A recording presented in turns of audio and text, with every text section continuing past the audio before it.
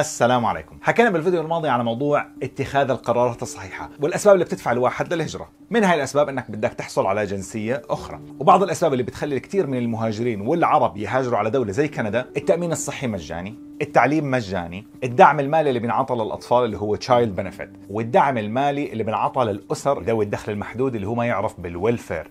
ولكن أهم سبب دائما يذكر للهجرة هو حرية التعبير عن الرأي والديمقراطية. بس قبل ما نحكي عن حرية التعبير بدنا نحكي على دراسة تعرف بدراسة الجبال.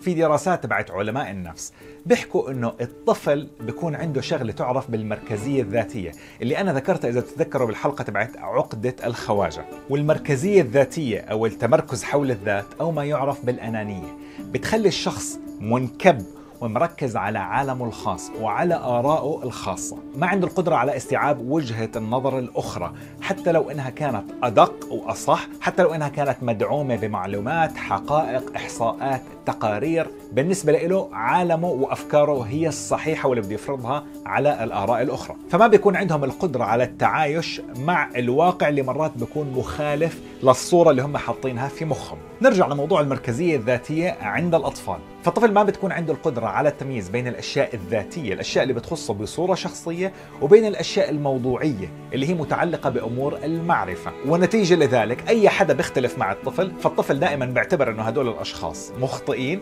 أو أنه بيعتبرهم أصلا مش موجودين أساسا. وفي عالم السويسري اسمه جان بياجي كان متخصص في دراسة علم النفس والتطور المعرفي عند الأطفال. ركز بياجي على دراسة التطور عند الأطفال والمركزية الذاتية تبعت الأطفال بشغلتين: بشغلة اللغة والأخلاقيات تبعت الطفل. وكان بيحكي بياجي إنه الأطفال استخدموا اللغة بالتواصل مع ذاتهم، فعشان هيك مثلا بتلاقي الطفل دائما بقعد بيلعب مع نفسه وبقعد بيحكي، بيختلق قصص وبيختلق شخصيات. ولاحظ إنه كل ما ينمو الطفل تتراجع اللغة تبعت المركزية الذاتية. فهذا كان بالنسبة لموضوع جانب اللغة عند الأطفال. بالنسبة لموضوع الأخلاقيات تبعت الطفل، شاف بياجي موضوع المركزية الذاتية بيأثر على أخلاقيات الطفل، لأنه الطفل ما عنده قدرة على استيعاب وفهم الأسباب وإنما بركز على النتيجة النهائية. وأخذ على ذلك مثال إنه إذا أنت مسكت لعبة لهذا الطفل وانكسرت معك اللعبة، الطفل رح يحقد عليك ورح يكرهك لأنه رح يشوف أنك أنت كنت سبب في كسر هاي اللعبة تبعته، وما عنده قدرة على استيعاب الأسباب والنوايا، إنه هاي اللعبة أنت انكسرت معك بالخطأ. ما عنده القدرة على فهم الدافع تبعك. وعشان جان بياجي يدرس هاي المركزية الذاتية عند الأطفال عمل دراسة تعرف بدراسة الجبال.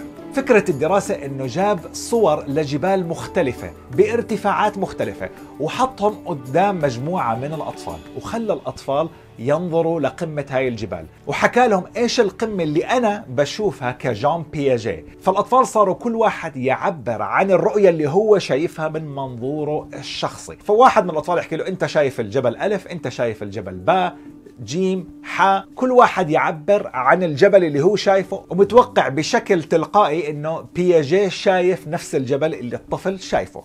ولما بياجي يورجيه انه انا مش شايف نفس الجبل، انا شايف جبل ثاني، الطفل ما كان عنده قدرة على الاستيعاب، ويبلش الطفل طبعا يجادل انه انت كيف يعني مش شايف الجبل اللي انا شايفه. واستنتج بياجي بانه الاطفال ما عندهم القدرة على استيعاب وجهة النظر الاخرى، بمعنى انه اسلوبهم في التفكير متمركز حول الذات. وطبعا هاي الدراسات كان هدفها من علماء النفس انه يأسسوا علم تربية للاولاد على اساس ان الاهالي يعرفوا يتعاملوا مع الانانية عند الاولاد ويفرضوا عليهم فكرة انه تقبل الاختلاف بالرأي والرأي الاخر. هاي الحلقة كانت مقدمة للحلقة القادمة اللي هي عن الاختلاف في الرأي وحرية التعبير. اكتبوا لي رأيكم في صندوق التعليقات على دراسة الجبال، وتعملوا لايك وشير وسبسكرايب على قناة اليوتيوب، وبشوفكم بالحلقة القادمة. إلى اللقاء.